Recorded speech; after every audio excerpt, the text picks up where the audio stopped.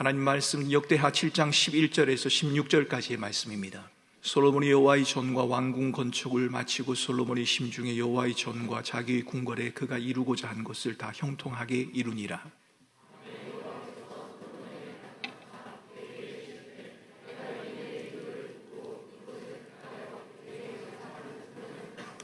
혹 내가 하늘을 닫고 비를 내리지 아니하거나 혹 메뚜기들에게 토산을 먹게 하거나 혹 전염병이 내 백성 가운데 유행하게 할 때에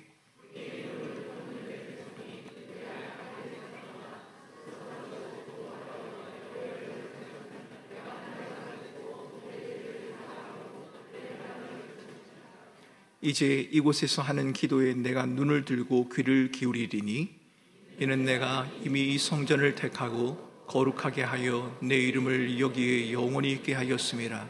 내 눈과 내 마음이 항상 여기에 있으리라. 아멘. 고린도후서 6장 16절 말씀을 읽겠습니다. 고린도후서 6장 16절 말씀입니다. 고린도후서 6장 16절 말씀은 우리 초등학생들만 한번 읽어보도록 하겠습니다. 우리 어르신들과 같이 읽으려니까 얼마나 바쁘겠습니까? 따라서 읽으라고. 우리 어른들은 읽지 않고 우리 친구들만 16절을 같이 읽겠습니다. 자, 시작.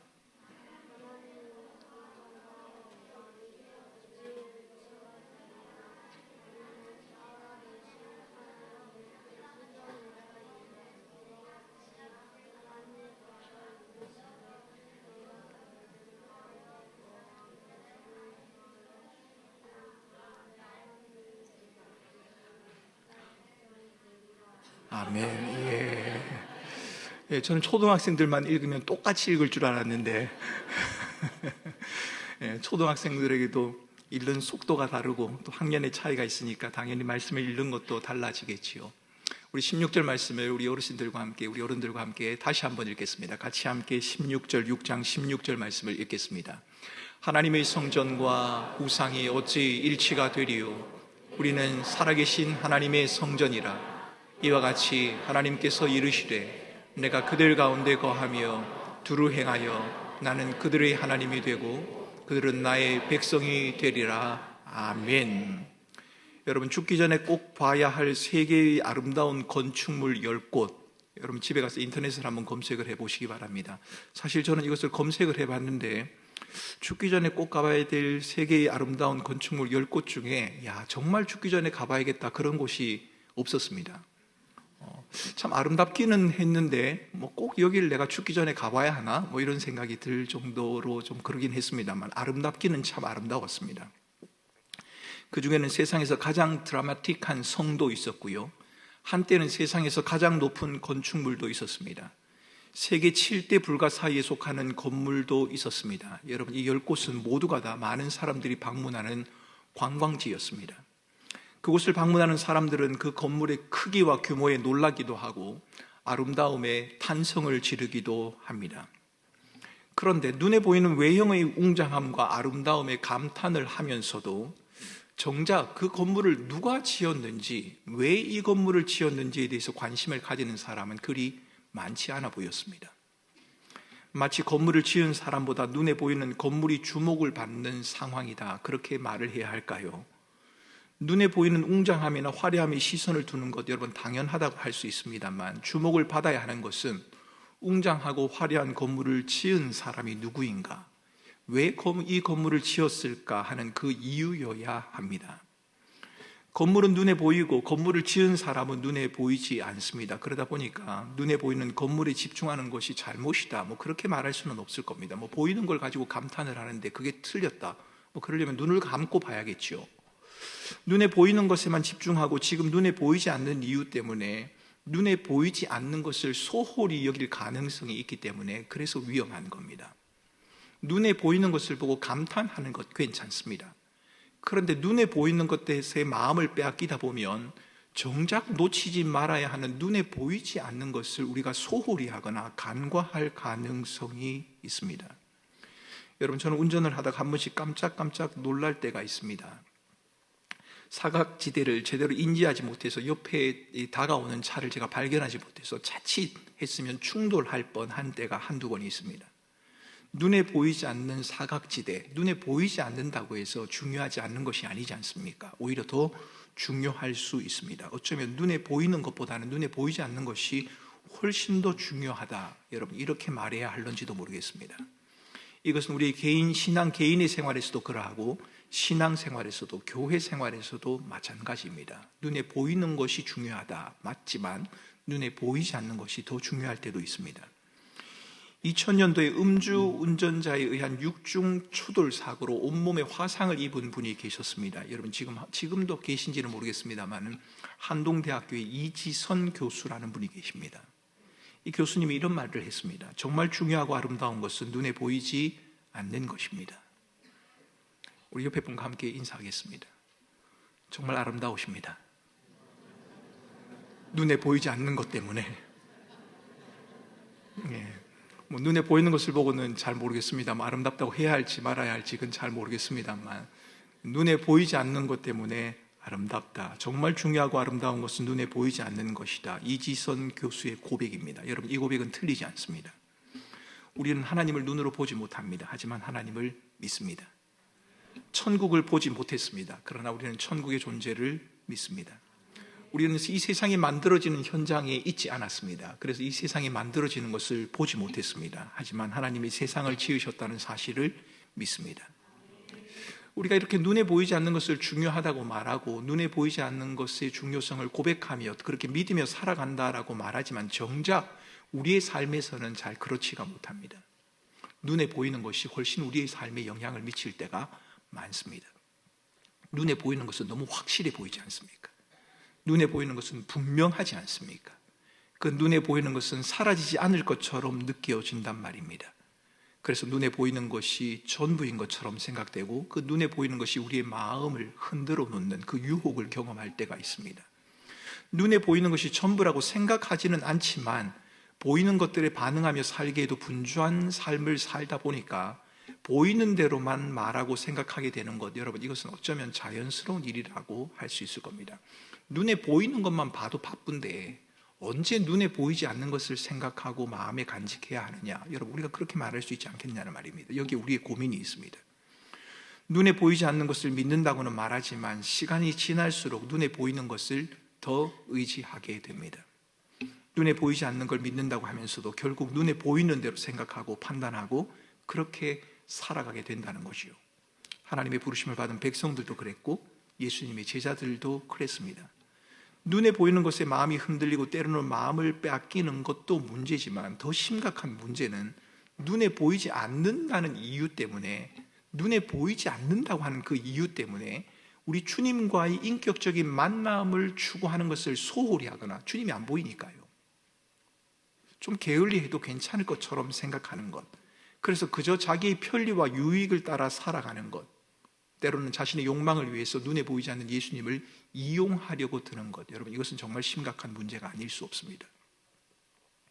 눈에 보이는 것과 눈에 보이지 않는 것에 대한 이야기, 여러분, 역대기에 나오는 솔로몬의 성전에도 적용될 수 있습니다. 역대기하 5장에 보면 솔로몬은 하나님의 성전을 위하여 만드는 일을 모두 마쳤다라고 기록을 합니다. 하나님의 성전은 아버지 다윗이 드렸던 은과 금 그리고 모든 기구들로 가득 채워졌습니다.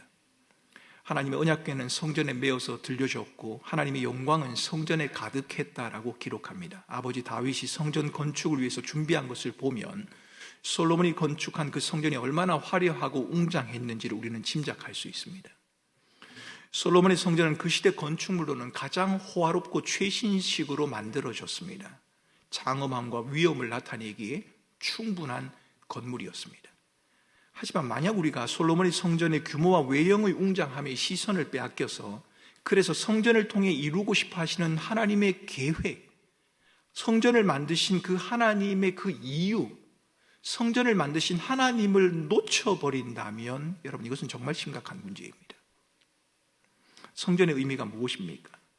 하나님은 성전을 통해서 우리에게 무엇을 가르쳐 주려고 하시는 것입니까? 우리는 먼저 솔로몬 성전이 세워진 그 장소가 어디인지를 한번 살펴볼 필요가 있습니다. 역대하 3장 1절을 보면 솔로몬의 성전이 세워진 장소를 이렇게 설명합니다. 역대하 3장 1절을 같이 읽겠습니다. 솔로몬이 예루살렘 모리아산에 여호와의 전 건축하기를 시작하니 그곳은 전에 여호와께서 그의 아버지 다윗에게 나타나신 곳이요 여부수 사람 오르나니 타작마당에 다윗이 정한 곳이라. 여기에 보면 솔로몬이 예루살렘 모리아 산에 이렇게 말을 합니다. 솔로몬의 성전이 세워진 곳은 모리아 산입니다. 성경은 이 모리아 산과 관련해서 중요한 두 가지 사건을 기록하고 있습니다. 물론 그것보다 더 많습니다. 더 많은 기록이 있습니다만 이 성전이 세워진 모리아 산과 관련해서 우리가 충분히 잘 알 수 있을 만한 두 가지 사건이 기록되고 있습니다. 한 가지는 하나님이 아브라함에게 아들 이삭을 번제로 바치라고 하는 사건입니다. 그리고 두 번째는 하나님이 다윗의 죄를 용서하시는 사건이 바로 이 모리아 산과 관련이 있습니다. 창세기 22장의 이야기 여러분 잘 아시지 않습니까? 아브라함과 이삭의 이야기가 등장합니다. 아브라함을 부르셨습니다. 그리고 아들 이삭을 주신 하나님께서 아브라함에게 내 사랑하는 아들, 하나뿐인 아들 이삭을 내게 바치라 이렇게 말합니다. 여러분, 끔찍한 요구입니다. 내 아들을 나에게 바치라. 정말 끔찍한 요구이지 않습니까? 성경에는 하나님이 요구하신 이 요구에 대해서 아브라함이 불평을 하거나 원망을 했다, 그런 기록은 등장하지 않습니다. 여러분, 그렇다고 해서 아브라함에게 아무런 갈등이나 고통이 없었다, 여러분 그렇게 말하는 것은 좀 무리입니다. 왜냐하면 성경에서는 위대한 믿음의 사람이었던 엘리야도 우리와 성정이 같은 사람이다라고 그렇게 말하거든요. 그러면 아브라함도 마찬가지일 겁니다. 여러분, 자녀를 가진 부모님들이라면 자녀를 바쳐야 하는, 자녀를 떠나보내야 하는, 그것도 번제물로 하나님에게 바쳐야 하는 사건을 직면하면서 그 마음이 참 즐겁고 기뻤다, 이렇게 말할 부모는 아무도 없을 겁니다. 물론 히브리서 11장을 보면 아브라함이 믿음으로 이삭을 드렸다 이렇게 기록을 합니다. 믿음으로라고 하는 이 말이 아브라함이 아무 고민 없이 아브라함이 감격과 즐거움으로 드렸다, 여러분 그렇게 의미한다고 생각하기는 어렵습니다. 아마도 아브라함의 마음에는 많은 생각이 있었을 겁니다. 하나님이 아들을 주신다고 해서 아들을 주셨고, 그 아들을 통해서 하나님께서 계획하신 일을 이루실 것이다, 그 하나님이 약속을 하셨기 때문에 그 약속을 받고 그 약속을 믿고 있기는 하지만 아브라함 마음속에는 참 혼란한 여러 가지 복잡한 생각이 들었을 겁니다. 내 아내 사라와 이 이삭에게는 내가 뭐라고 말을 해야 하나? 하나님이 왜 이렇게 하시는 걸까? 여러분, 성경이 기록하고는 있지는 않지만 아브라함은 이런 생각을 했을 겁니다. 하나님을 불신하진 않았지만 이해하기는 어려웠을 겁니다. 왜 하나님이 이렇게 하라고 하지? 재물은 어디에 있나요? 아들 이삭이 물었습니다. 이 질문을 받았을 때 아버지가 뭐라고 대답합니까? 하나님이 자기를 위하여 친히 준비하실 것이다. 여러분, 저는 이 아브라함의 한마디 속에 뭐라고 표현하기 어려운 복잡한 심경이 담겨져 있다고 저는 생각합니다. 하나님이 준비하실 것이다. 그런데 그게 넌데 어떡하니? 이런 마음 들지 않았을까요? 우리는 흔히 믿음이 있다라고 하는 것을 고민이나 갈등이 전혀 없는 상태로 이해하는 경향이 있습니다. 모든 것이 다 이해가 되고 즐거운 마음으로 충만한 상태를 믿음 있는 상태, 여러분 이렇게 이해하는 경향이 있습니다. 그래서 우리 마음에 좀 의문이 들거나 흔들림이 있으면 내가 왜 이렇게 믿음이 없지? 이렇게 생각을 한단 말입니다. 물론 이것은 우리들의 마음의 상태나 확신을 통해서 믿음을 설명하려고 하는 시도일 겁니다. 그런데 여러분, 이것은 성경이 말하는 믿음에 대한 정확한 설명이 아닙니다. 믿음은 우리들의 마음의 상태나 확신을 배제하는 것은 아닙니다. 우리 마음의 상태, 우리 마음의 확신, 이것을 빼고 믿음이다 이렇게 말하는 것은 아닙니다. 하지만 그것만으로는 믿음을 설명하기가 어렵습니다. 부족합니다. 오히려 성경은 마음의 흔들림이 있지만, 환경은 열악하고 세상의 풍파는 거칠기만 하지만 그 가운데서도 힘겹게 믿음을 지키며 살아낸 사람들의 그 이야기, 여러분 그 이야기를 우리에게 소개하고 있지 않습니까? 그리고 그 사람들을 믿음의 사람이다라고 말한단 말입니다. 힘들고 어려운 중에도 그들의 마음이 흔들리지 않았기 때문에, 평정심을 유지할 수 있었기 때문에 하나님이 그들을 너희들은 믿음이 있는 사람이다 이렇게 말한 것이 아니라는 겁니다. 그들의 마음이 조금도 흔들리지 않았기 때문에, 늘 즐겁고 기뻤기 때문에 하나님의 뜻과 계획이 이루어졌다. 여러분, 성경은 그렇게 기록하지 않습니다. 오히려 흔들리고 무너져 버릴 것 같은 위기감 속에서도 겨우겨우 버티는 것처럼 그런 삶을 살아가는 중에서도 주인 되신 하나님을 붙들고 힘주시고 견디게 하시는 그 하나님을 붙들고 그 하나님의 계획을 이루어 가심을 의지하고 신뢰하며 살아가는 그 믿음의 여정을 성경은 믿음 있다라고 말한다는 겁니다. 여러분, 지난 한 주간 또 여러분이 열심히 사셨을 겁니다. 아니, 지난 한 주간, 이번 한 주간이죠. 오늘까지 열심히 사셨을 겁니다. 제가 어젠가요, 그젠가요, 제가 한 가정을 신방했더니 어떤 분이 그러시더라고요. 김포라고 하는 도시를 제게 이렇게 설명을 해주셨습니다. 남편 하나만 고생하면 행복한 도시.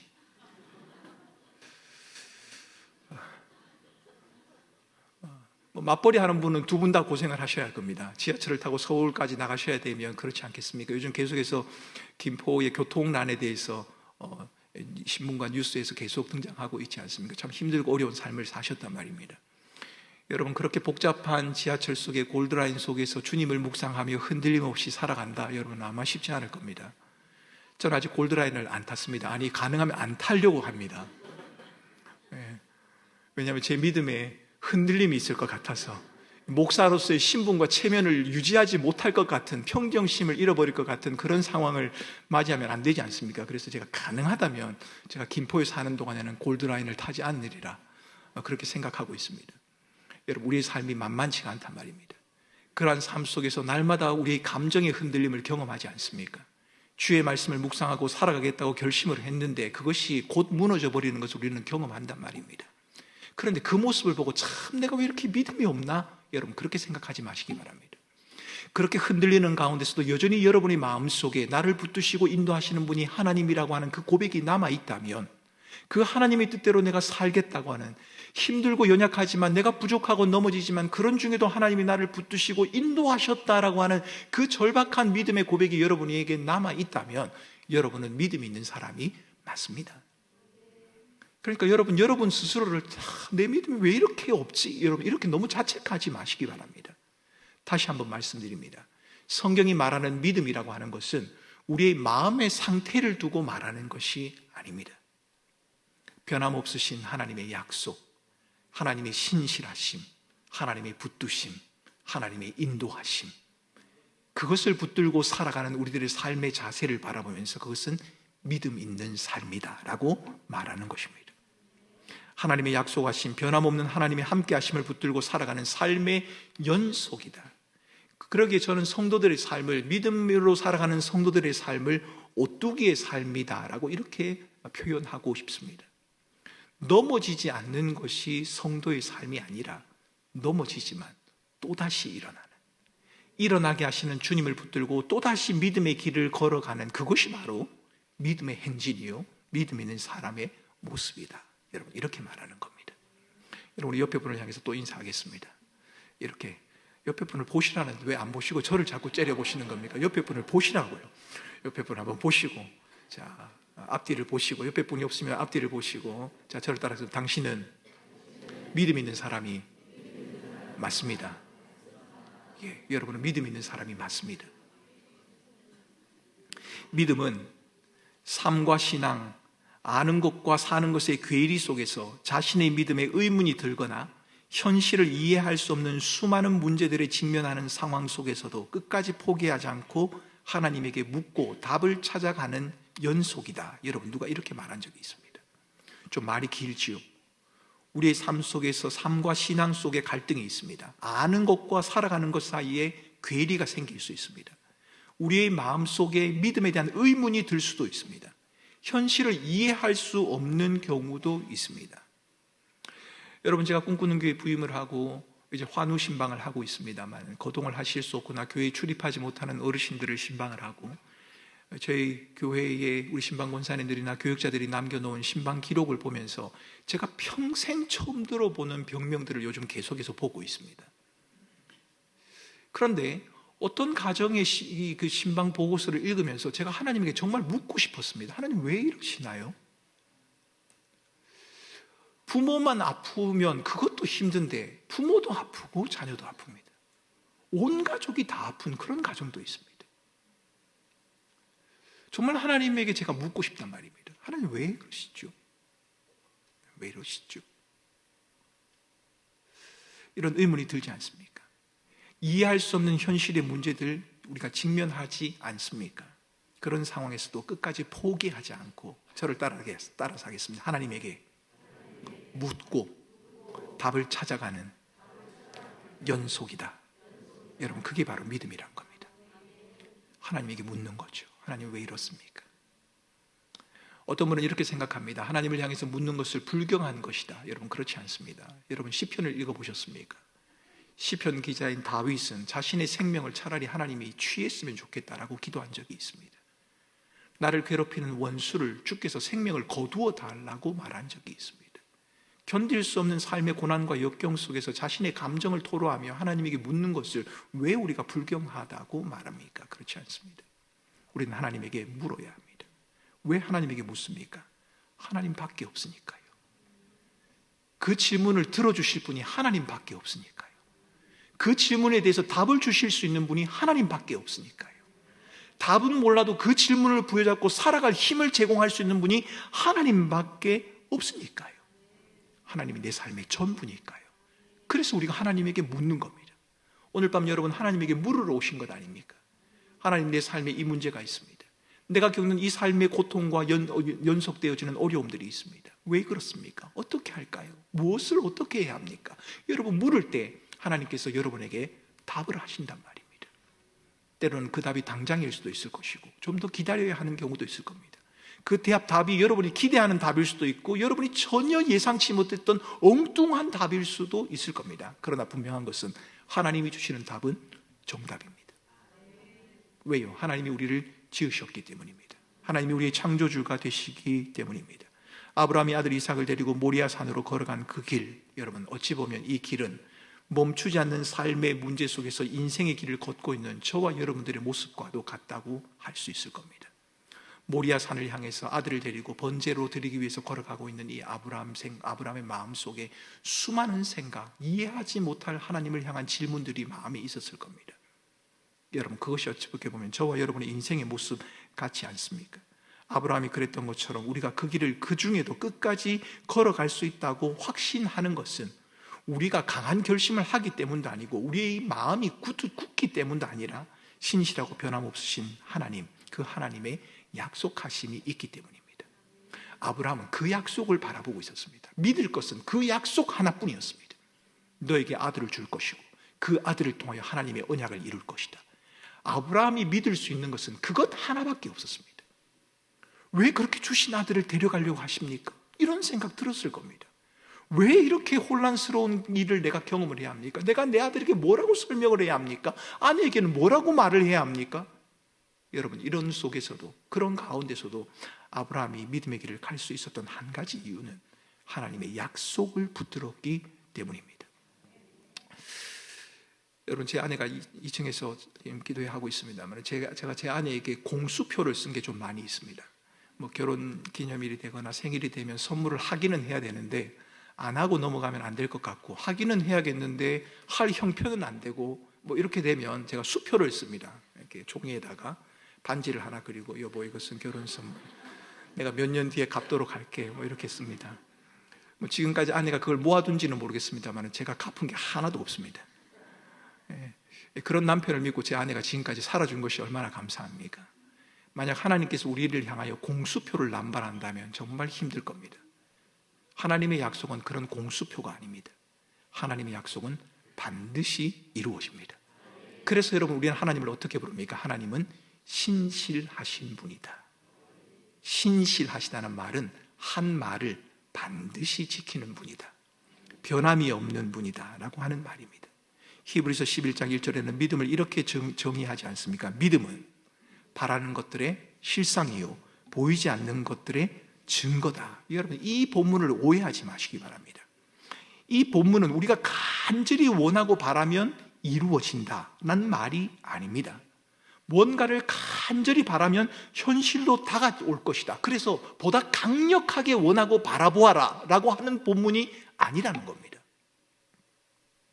오히려 이 말은 미래에 소망하는 것에 대한 확실성, 하나님의 약속에 대한 분명함과 확실함을 우리에게 말해주고 있습니다. 그러니까 믿음은 우리가 원하고 바라면 반드시 이루어지는 그 무엇이다, 이렇게 가르쳐주고 있는 것이 아니라 우리의 삶에 반드시 이루시고야만 그 하나님의 약속에는 변함이 없다라는 것을 가르쳐주는 본문이 바로 히브리서 11장 1절의 말씀입니다.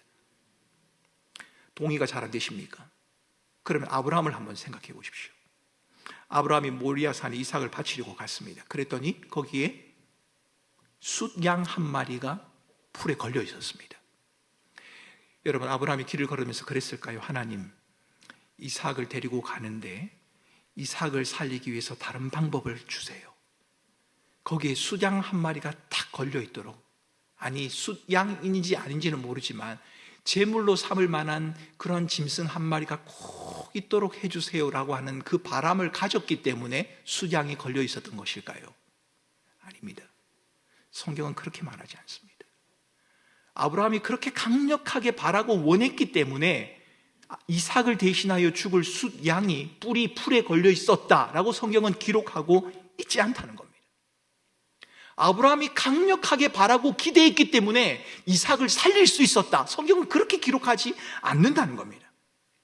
성경은 오히려 말하기를 이삭을 대신할 번제물을 하나님께서 예비하셨다라고 기록합니다. 하나님이 예비하신 겁니다. 이삭을 통해 하나님이 일을 하시겠다는 그 약속, 이삭을 번제물로 드리기 위해서 아브라함이 모리아산을 향해 걷는 그 중에서도 그 약속은 여전히 유효했다는 겁니다. 여러분, 이게 바로 우리 믿음의 진수입니다. 우리는 하나님의 신실하심을 믿습니다. 여러분, 하나님께서 여러분의 삶에 가장 좋은 것을 이루실 것을 믿으십니까? 내가 온 것은 양으로 생명을 얻고 더 풍성히 얻게 하려 함이라고 하는 그 요한복음의 말씀을 여러분 믿으십니까? 내가 인생을 향하여 가진, 내 백성을 향하여 가진 계획은 재앙이 아니라 평강이다, 이 말씀도 믿으십니까? 그런데도 우리의 삶에 재앙이 올 때가 있단 말입니다. 우리의 삶에 고난과 역경이 있단 말입니다. 그런 중에도 하나님께서 반드시 나에게 그 약속하신 그 약속을 이루실 것이다 라고 하는 그 믿음, 이 믿음을 유지해 갈 수 있는 것, 이 고백을 유지해 갈 수 있는 것, 바로 여러분, 이것이 바로 우리의 믿음의 핵심이요, 믿음의 진수입니다. 아브라함은 기대한 것이 아닙니다. 아니요, 기대했다고 성경은 말하지 않습니다. 이삭을 번제로 드리는 아브라함의 이야기는 아브라함의 믿음이 위대하다, 여러분, 그것을 우리에게 가르쳐주지 않습니다. 어떤 분은 본문을 읽으면서 그렇게 생각하기도 하죠. 나도 아브라함처럼 그런 큰 믿음을 가졌으면 좋겠다. 여러분, 아브라함도 그렇게 큰 믿음의 사람이 아닙니다. 아브라함의 일생을 보시면 알지 않습니까? 아브라함도 우리와 똑같은 사람입니다. 이삭을 번제로 드리는 아브라함의 이야기는 아브라함의 믿음의 위대함을 우리에게 말하고 있는 것이 아닙니다. 하나님은 아브라함과 이삭의 이야기를 통해서 그 예물을 준비하시는 하나님, 이삭을 대신하여 죽을 그 번제물을 준비하시는 분이 바로 하나님이시다. 그리고 그 구원의 약속을 이루시는 분이 하나님이시다. 그리고 그 이삭의 사건을 통해서 아들을 주기까지 우리를 사랑하시는 그 하나님의 마음을 지금 우리에게 보여주고 계신 것입니다. 우리는 아브라함이 이삭을 번제로 드린 이곳 모리아산에서 하나님의 놀라운 구원 계획과 일하심을 보게 됩니다. 이게 바로 모리아산입니다. 여러분, 모리아산이 가지고 있는 중요한 두 번째 사건이 또 하나 있습니다. 솔로몬 성전이 지어진 모리아산과 연관된 또 하나의 사건은 사무엘하 24장에 등장을 합니다. 다윗이 백성의 인구수를 조사합니다. 그런데 하나님께서 벌을 내리십니다. 왜요? 다윗이 잘못했으니까요. 여러분, 백성들의 수를 헤아리는 게 뭐가 잘못입니까? 아무 잘못이 아닌 것 같습니다. 하지만 하나님께서는 겉으로 드러난 행동뿐만 아니라 우리 마음의 중심과 동기까지도 살피는 분이라는 사실을 여러분 기억하셔야 합니다.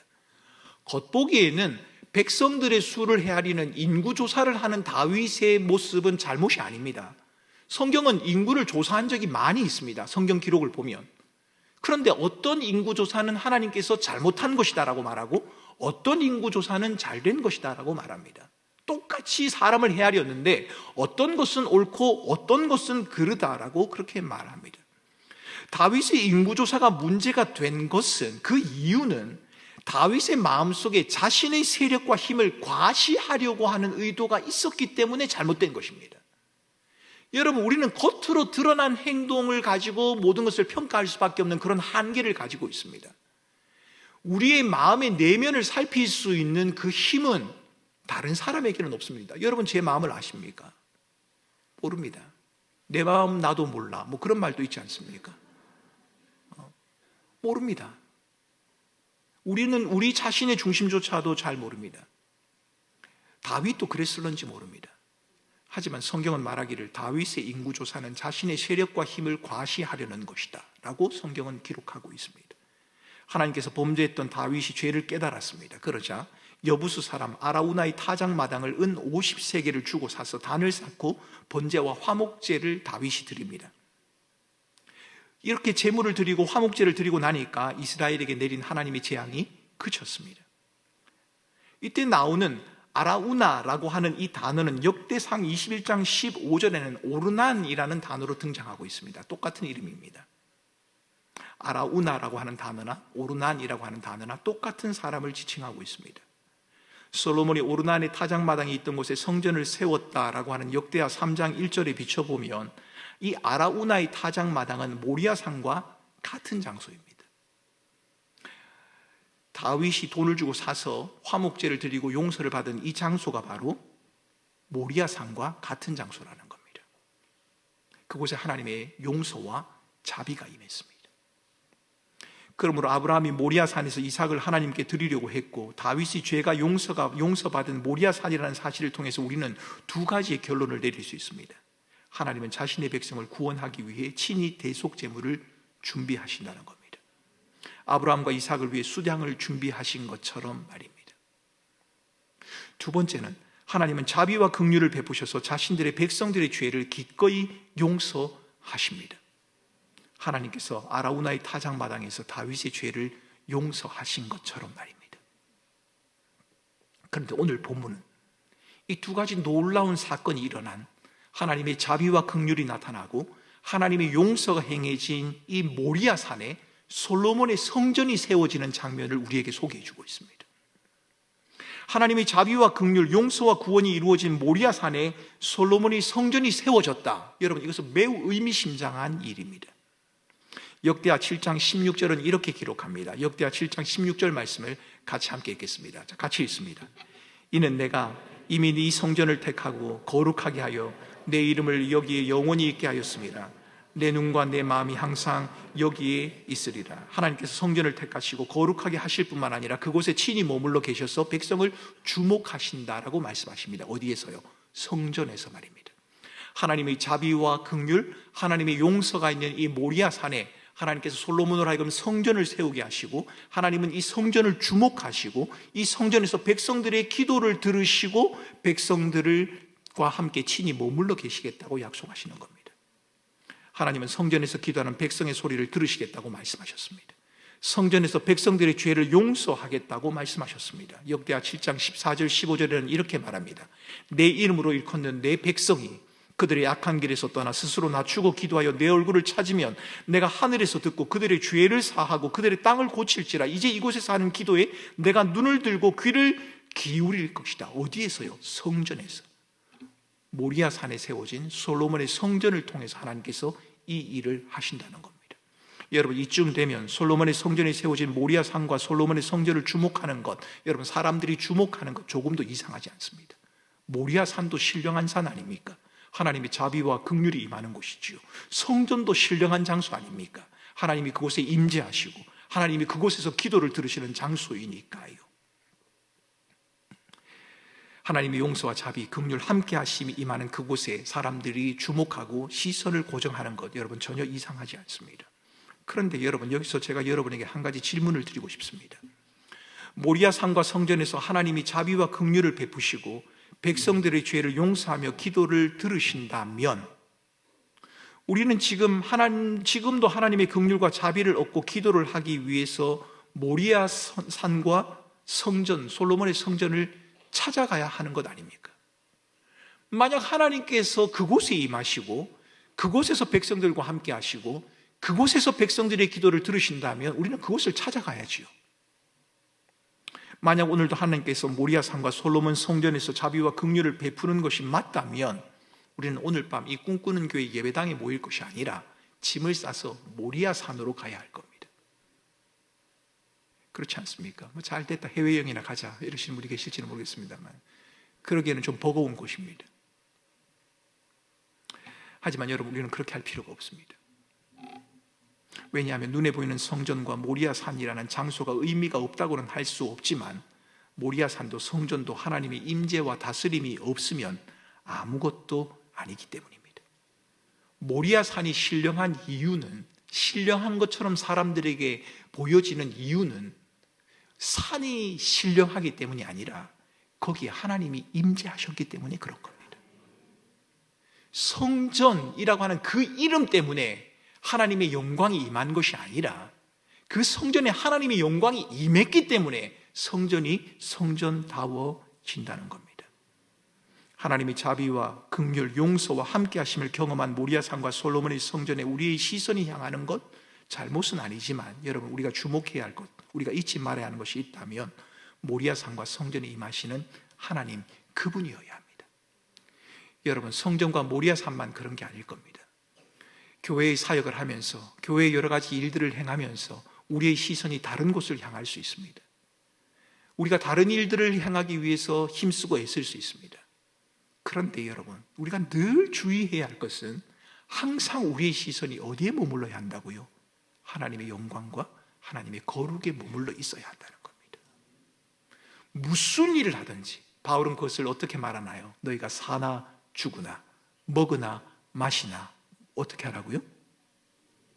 주의 영광을 위해서 하라, 그렇게 말하지 않습니다. 눈에 보이는 성전이 아무리 화려하고 아름다워도 하나님의 영광과는 비교할 수 없습니다.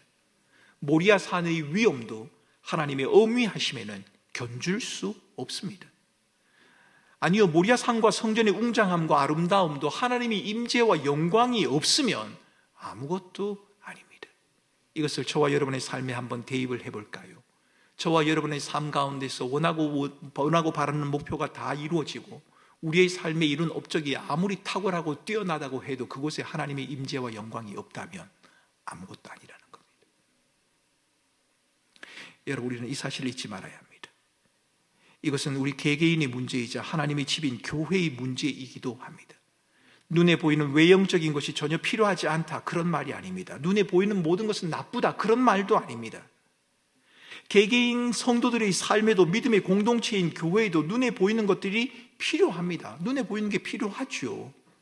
집도 보여야 되고요, 건물도 보여야 되고, 예배당도 보여야죠. 돈도 필요하고요, 명예도 필요합니다. 권력도, 외형적인 조건들도 필요합니다. 하지만 만약 우리가 눈에 보이는 그것들을 우리의 삶과 교회가 추구해야 할 궁극적인 가치로 여긴다면, 교회의 궁극적인 목적이 마치 기업이 보다 많은 이유를 창출하려는 것처럼 외형적인 성장을 추구하는 것이라고 한다면, 그리스도인의 삶의 잘됨이 세상이 추구하는 것과 동일하게 잘 사는 것, 보다 풍요롭게 사는 것을 의미한다면 여러분, 그것은 하나님의 집인, 하나님의 백성들의 삶, 하나님이 머무시는 성전의 삶과는 좀 거리가 있다는 겁니다. 성전을 지으신 모리아 산에 자비와 긍휼이 머물게 하신 하나님보다 눈에 보이는 것에 더 마음을 두는 것은 그리스도인인 저와 여러분에게 어울리지 않습니다. 그래서 여러분, 우리 마음에는 날마다 치열한 전투를 하는 겁니다. 매일의 삶 가운데 필요한 것을 우리는 구해야 합니다. 있어야 합니다. 승진도 해야지요. 집도 넓혀야지요. 아이들이 공부도 좀 잘했으면 좋겠어요. 그렇죠? 이러면 기분 나빠지고 막 속상할 수도 있을 텐데, 그렇죠? 목사님도 설교 시간에 공부 이야기를 한다니. 그런데 말입니다, 그렇게 원하고 바라는 게 있기는 한데, 그렇게 되면 좋기는 하겠는데, 그게 우리의 삶의 궁극적인 목표가 되어서는 안 된다는 겁니다. 그것을 가지고 우리의 인생의 성공을 평가할 수는 없다는 겁니다. 그럴 수 없습니다. 솔로몬 왕이 모리아 산에서 하나님의 성전을 지었습니다. 하나님은 성전에서 백성들에게 긍휼과 자비를 베푸시며 백성들의 기도를 들으시겠다라고 약속을 하셨습니다. 그러면 여러분, 여기에서 중요한 것이 무엇입니까? 하나님이 성전을 짓게 하셨습니다. 모리아 산 위에 성전을 짓게 하셨습니다. 그리고 이 성전 가운데 하나님이 임하시겠다고 약속을 하셨고 모리아 산에서 자비와 긍휼과 용서를 베푸셨습니다. 그러면 여러분, 이 중에서 가장 중요한 것이 무엇입니까? 여러분, 호두 과자를 먹어보신 적 있으십니까? 못 드셔보세요. 한 분만 드셨습니까? 호두 과자 한번 사 드시기를 바랍니다. 여러분, 호두 과자에서 중요한 게 뭔가요? 벌써 그렇게 답을 하시면 제가 할 말이 없어지지 않습니까? 어떤 분은 호두 과자에서 중요한 것은 파치라고 말씀하시는 분이 계십니다. 그런 분은 호두 과자를 사 드실 게 아니라 팥빵을 사 드셔야 됩니다. 호두 과자에 아무리 팥이 많이 들어있어도 그것은 호두 과자가 아닐 겁니다. 모양만 호두 과자면요, 그것 호두 과자가 아닙니다. 호두 과자에 있어서 가장 중요한 것은 호두입니다. 아무리 크기가 크고 팥이 많이 들어있어도 호두가 없으면 그것은 팥빵이라고 불러야지 호두 과자는 아닙니다. 모리아 산과 솔로몬의 성전이 왜 거룩합니까? 왜 영광스럽습니까? 외형적인 화려함 때문입니까? 웅장함 때문입니까? 그것이 우리들의 눈에 가장 먼저 띄기 때문에 그렇다라고 생각할 수도 있을 겁니다. 착각할 수도 있을 겁니다. 하지만 모리아 산과 성전의 거룩과 영광을 우리가 말할 수 있는 이유는 눈에 보이는 외형적인 모습 때문이 아니라 그곳에 임하시는 하나님, 우리에게 긍휼과 자비를 베푸시는 그 하나님, 우리의 죄를 용서하시고 우리와 함께 하시는 하나님이 그곳에 머물고 계시기 때문입니다.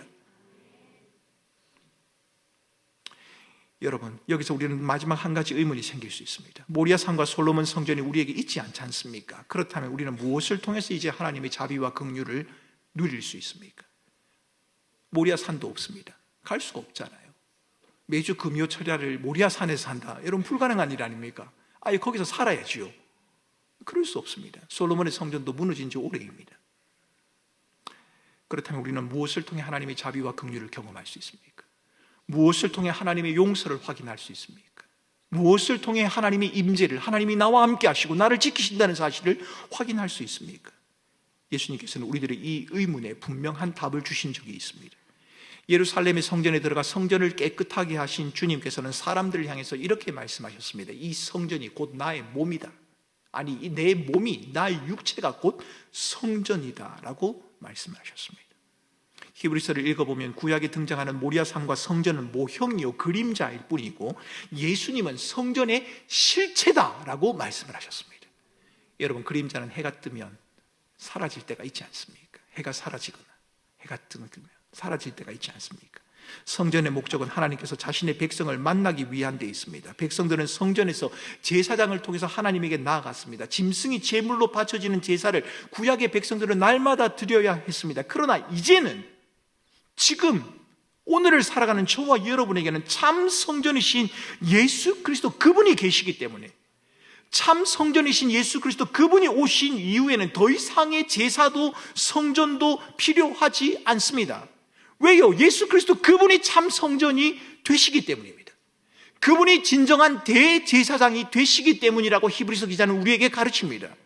우리의 죄를 대신하는 제물이 되신 분, 그분이 예수님이라고 우리에게 말하고 있습니다.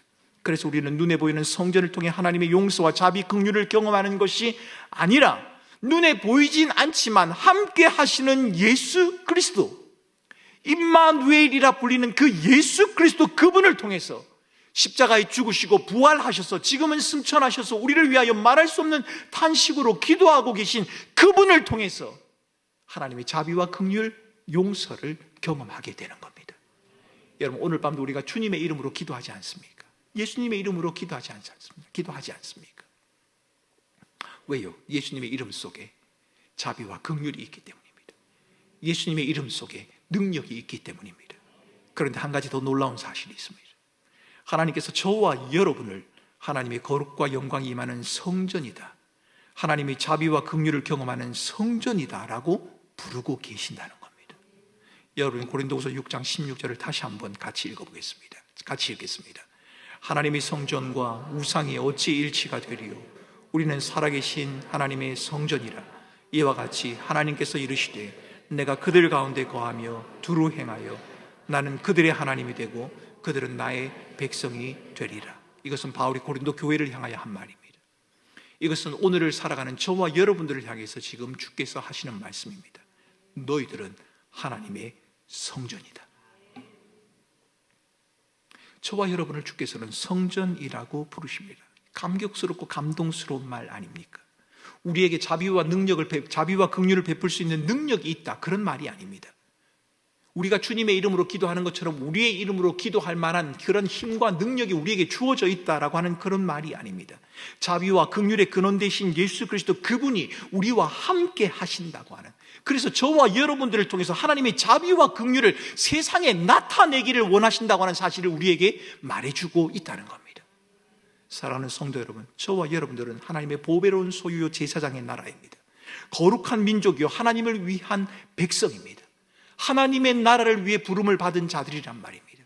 하나님께서 구약의 물리적인 성전 솔로몬의 성전을 통하여 하나님의 영광과 임재와 하나님의 함께하심과 하나님의 용서를 보여주셨던 것처럼, 하나님께서는 오늘을 살아가는 그리스도인들을 통하여 그리스도인들의 모임의 공동체인 교회를 통해서 하나님의 영광과 하나님의 거룩과 하나님의 자비와 긍휼과 살아계심을 보여주며 나타내기를 원하신다는 겁니다.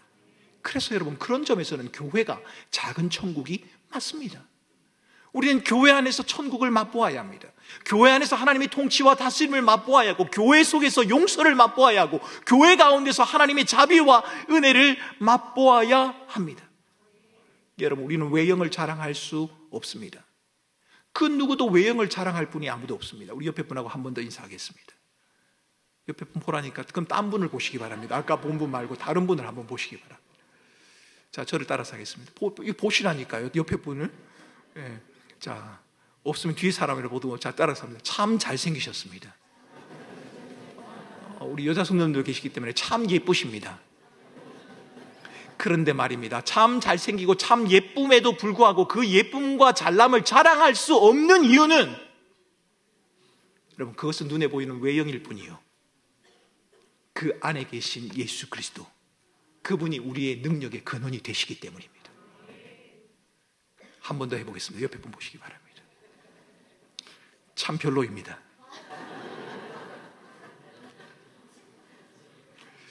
여러분, 그 말을 들어도 여러분이 기분 나쁘지 말아야 하는 이유는, 참 별로인 것처럼 보이는 저와 여러분의 마음속에 예수 그리스도, 그분이 계시기 때문입니다.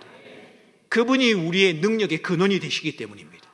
그분이 우리의 삶의 힘이 되시기 때문입니다. 우리가 무엇을 누려도 자랑할 수 없는 이유, 우리 안에 예수 그리스도, 그분이 계시기 때문이요, 우리가 아무리 연약하고 망했다고 끝이라고 말할 수 없는 이유는 우리 안에 예수 그리스도, 그분이 계시기 때문입니다. 여러분, 솔로몬의 성전의 화려함에 눈을 돌리지 마시기 바랍니다. 이제 우리가 눈을 돌려야 할 것은 우리를 거룩한 성전으로 불러주신 예수 그리스도, 그분이십니다. 그러기에 우리는 이 세상을 살아가면서 결코 불쌍한 자들이 아닙니다. 왜? 우리 안에 예수 그리스도, 그분이 계시니까요. 그 예수 그리스도, 그분을 붙들고 여러분 한 주간을 살아오셨고 남은 오늘과 내일을 살아가시기 바랍니다. 그 예수 그리스도의 은혜를 사모하며 주일날 나오시고 주의 말씀을 듣고 함께 예배하는 저와 여러분들이 되시기를 바랍니다. 하나님은 저와 여러분을 거룩한 성전이다, 솔로몬 성전의 아름다움보다도 너희들이 훨씬 더 아름답고 화려하다, 너희들은 왕같은 제사장들이다, 거룩한 나라들이다, 내가 너희들을 통하여 이 세상에 하나님의 긍휼과 자비와 은혜와 사랑과 용서와 하나님의 임재를 나타내기를 원한다. 하나님 우리에게 그렇게 말씀하십니다. 이렇게 말씀하시는 하나님의 말씀을 부여잡고 오늘도 내일도 매일도 믿음으로 살아가는 우리 사랑하는 성도들이 되시기를 주님의 이름으로 축원합니다.